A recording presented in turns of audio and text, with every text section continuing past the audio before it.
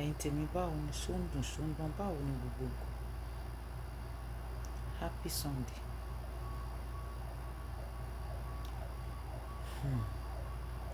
Ẹ rí pé àwọn èèyàn ti ń post man yín látàárọ̀. Mi ò lè post wọn torí pé mo mọ̀ pé a lot of people lórí Facebook wọ́n need the attention, wọ́n need the followers, wọ́n need the view. Mo rò pé ńgbà tí mo rí information yẹn mo rò pé bí wọ́n need owó. Àwọn elébe a lot of people wọ́n á post anybody tó bá ti rí wọ́n á fi gọ́ǹsù sí i. Wọ́n á kọ rest in peace sí i. Nígbà tí mo rí mo láwọn eléyìí ti ya wèrè. Rainbow. Àfìgbà tí mo wá rí different people wá ń post ẹ̀ eléyìí ń post ọ̀hún ń post ẹ̀. Mi ò lè post torí pé mi ò rò pé ó dé ibi tó dé débi pé ó máa tètè yá. Mi ò rò pé ó lè tètè yá báyìí pé Ọlọ́run máa pè sọ́dọ̀ ní kíákíá ìgbà wo lọ́mọ ẹ jáde kù. Mi ò rò pé ó ti pé a week náà. Ìyàlẹ́nu ló jẹ́ fún mi.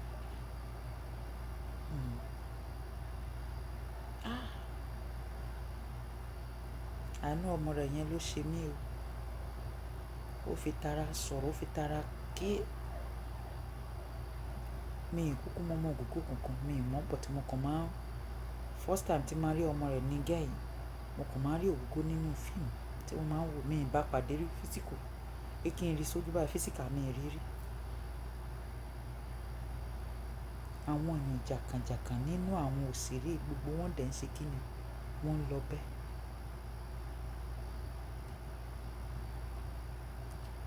Ó ti kan ògógó o.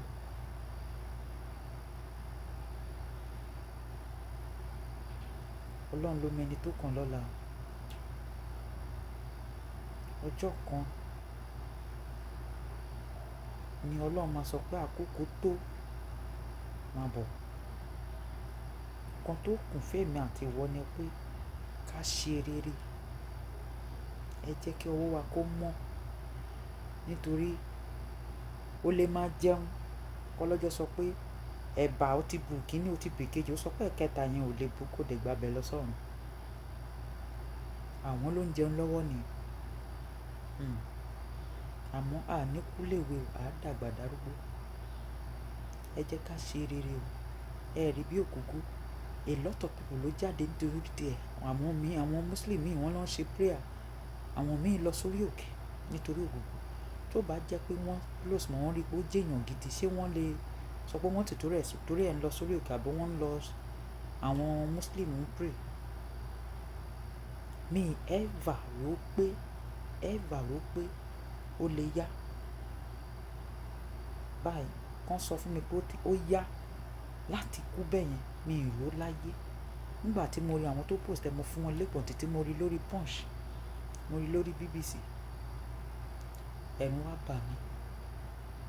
Ní pé ọjọ́ kan wà á dé bus stop ẹ wà á bọ́lẹ̀. O ò lè kọjá bus stop tí Ọlọ́run bá sọ pé ó ti máa bọ́lẹ̀. Tó bá dé ọjọ́ tó máa bọ́lẹ̀ ní bus stop yẹn o ò lè kọjá bus stop ẹ. Ǹkan tó kù ni pé ẹ jẹ́ ká ṣe rere. Ẹ jẹ́ ká mọ Ọlọ́run. Ẹ jẹ́ fàyè wa fún Ọlọ́run torí pé kí ni ògo ti ṣe tí ẹ ò ti lọ. Kọ́lọ́run bá wa tẹ sáfẹ́fẹ́ rere. Àwọn ọmọ tó filẹ̀ kọ́lọ́run bá wa kó dáàbò bò wọ́n. Kó jẹ́ kó ń dàgbà, kó ń darúgbó, kó má kú ní rèwerèwe. Káwọn náà kìkì wọn kó làgbáyé já bí tògógó ṣe làgbáyé já. Ẹ jẹ́ bá mi share. Àwọn ọlọ́mọ gbọ́n tó jó wọn. Ẹbí ògógó ló mọ ọ̀nà tó ń jó wọn lọ́wọ́. Ẹni tí ò bá kò lè mọ bó ṣe rí.